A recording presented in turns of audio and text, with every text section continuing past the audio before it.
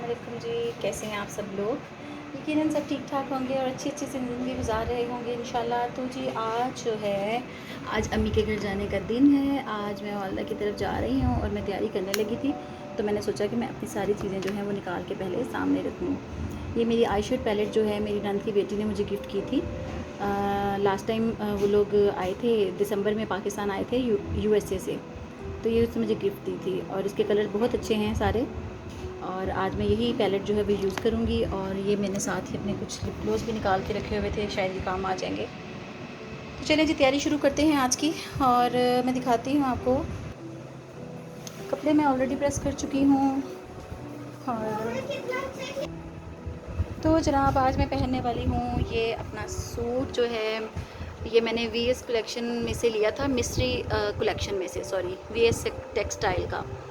मुझे बहुत ज़्यादा पसंद आया था, लाइट सा कलर है इसका और मैंने इसका सिंपल सा गला बनवाया है। और ये इसके ऊपर जो डिज़ाइन आपको नज़र आ रहा है, ये सारा जो है ये मैंने खुद करवाया है।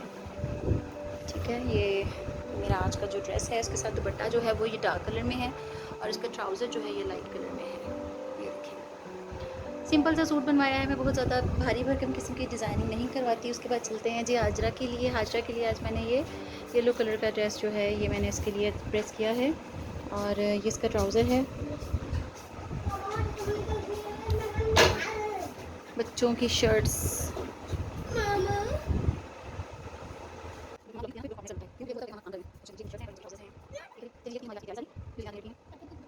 चलें जी, ये तो थी हमारी आज की तैयारी सारी, जो चीज़ें आज मैंने रेडी की हैं। चलें जी, बच्चों को तैयार करते हैं। और ईद का तीसरा दिन अब अमूमन जो है वो वर्किंग डे होता है ईद कुर्बान पर। तो मेरे हस्बैंड भी ऑफ़िस गए हुए हैं, मेरे भाई भी ऑफ़िस में थे, तो इसीलिए अम्मी ने आज डिनर का प्रोग्राम रखा था। वरना मेरे मेके में ज़्यादातर गैदरिंग जो है वो लंच टाइम की होती हैं, ताकि नेक्स्ट डे सब लोग इजीली अपने रूटीन पर जा सकें। नानों के घर जाने के लिए चूँकि हम बहुत ज़्यादा एक्साइटेड थे, इसलिए मैं बच्चों को लेके रिक्शे में आ गई हूँ। लेकिन बहुत गर्मी थी, तकरीबन हम सबके जूस निकल रहा था पसीने के साथ साथ, बहुत बुरे हालात हो गए थे। और रिक्शे के दरवाजे भी बंद थे, बिल्कुल भी हवा नहीं चल रही थी। तो जैसे तैसे करके हम लोग बुरे हालों में इस रिक्शे के सफ़र से होकर अम्मी के घर तक पहुँचे। और मेरी बेटी की मत बच चुकी थी अच्छी खासी, क्योंकि उसने बाल खुले छोड़े हुए थे और अब उसका बहुत बुरा हाल हो रहा था। मुझे बिल्कुल भी आइडिया नहीं था कि रास्ते में इतनी ज़्यादा गर्मी हो जाएगी। और फाइनली हम पहुंच चुके हैं अपनी डेस्टिनेशन तक। अच्छा जी, इधर आके बच्चे मेरे बड़े एक्साइटेड हो जाते हैं, क्योंकि उनकी फेवरेट जगह है। यहाँ पे बार बार आते भी वो नहीं थकते, क्योंकि उन्हें यहाँ आके बहुत मज़ा आता है। और यहाँ पे मेरा बच्चा फ़िक्रमंद हो रहा है कि क्या उसके बाल ठीक हैं। तो मैंने उसको बताया कि वो ठीक लग रही है, हम ऊपर जाके बालों को और भी ज़्यादा अच्छा कर लेंगे। ऊपर आने के बाद मैं फ़ारिग बैठी हुई थी। सबसे पहले मैं ही आई थी, आपा भी नहीं आई थी, फ़ायज़ा भी अभी नहीं आई है। और भाई के दोस्त की फैमिली आ चुकी थी उनसे मिलने के लिए। तो मैंने सोचा कि मैं फ़ारिग बैठी हूँ, मैं मेहंदी लगा लेती हूँ। बहुत साल हो गए हैं, ईद पे मेहंदी लगाना जो है ऑलमोस्ट मेरे लिए नामुमकिन ही होता है, क्योंकि ईद की रात को सारी तैयारियां करनी होती हैं, मीठा बनाना होता है, फिर नेक्स्ट डे भी काम। तो मेरे हाथों से मेहंदी उतर जाती है नेक्स्ट डे तक। और मुझे जो उतरी हुई मेहंदी का जो फीका फीका सा रंग है वो बिल्कुल भी अच्छा नहीं लगता है, इसलिए मैं इसको लगाती ही नहीं हूँ। आज चूँकि मैंने कोई काम नहीं करना, तो मैं फ़ारिग हूँ, सोचा कि मैं मेहंदी लगा लेती हूँ। अच्छा जी, मेहंदी लगाना जो है वो मुझे बहुत पसंद है। शुरू से मैं बहुत शौक़ से मेहंदी लगाया करती थी अपने हाथों पे, अपने दोस्तों को, अपनी बहनों को और अपनी सब कज़न्स को। बहुत मज़ा आता था और मुझे अच्छा लगता था हाथों पे मेहंदी लगाना। लेकिन उसके बाद चूँकि अब लाइफ चूँकि थोड़ी सी चेंज हो गई है, अब ज़िम्मेदारियाँ हैं, तो मेहंदी लगाने के बाद थोड़ी देर काम करने के बाद हाथों से मेहंदी बहुत फीकी हो जाती है, बेरौनक सी, जो कि मुझे बिल्कुल भी अच्छी नहीं लगती। इतनी सादा सी मेहंदी की टिप्स आप लोगों के साथ शेयर कर रही हूँ, यकीनन आप लोगों को भी ये आसान लगेगी। तो अगर मेरी तरह आप लोग भी कभी कभार मेहंदी लगाना चाहें, तो इसी तरह के हल्का फुल्का डिज़ाइन बना के अपना शौक़ जो है वो पूरा कर सकते हैं।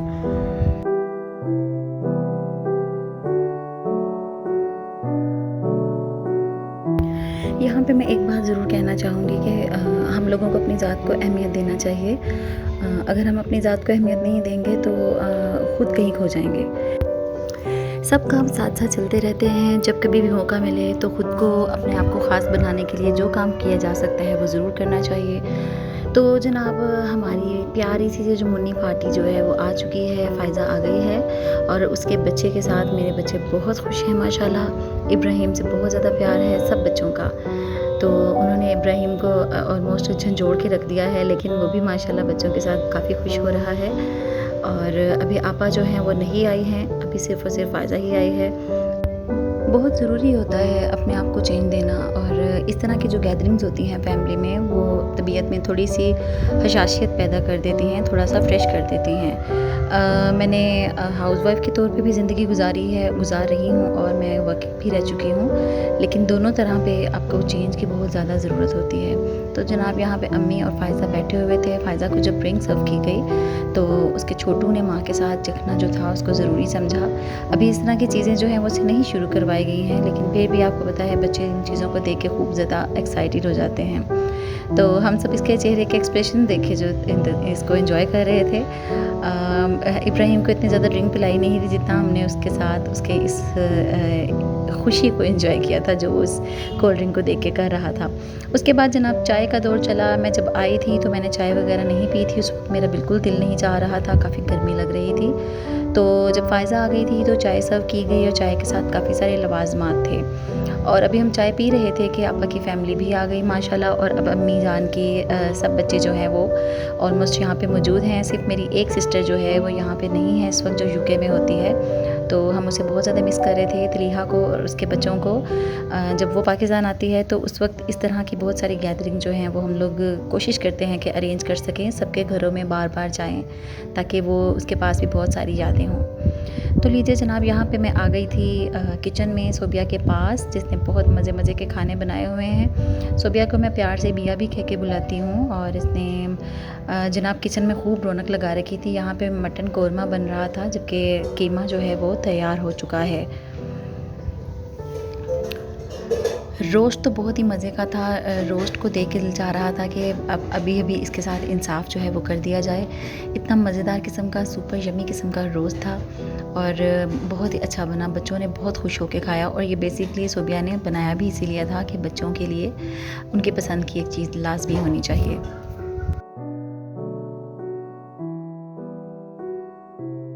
खाना डिश आउट करते वक्त मैं किचन में ही थी, और मैं ज़्यादातर टाइम जो है जब हम लोग खाने पे इनवाइटेड होते हैं तो मोस्टली चूँकि इतनी ज़्यादा टाइम के लिए तो जाते भी नहीं हैं, सारा दिन स्पेंड नहीं होता, कुछ देर पहले जाते हैं। तो मेरी कोशिश होती है कि मैं ज़्यादा टाइम किचन में ही सुबह के साथ गुजारूँ।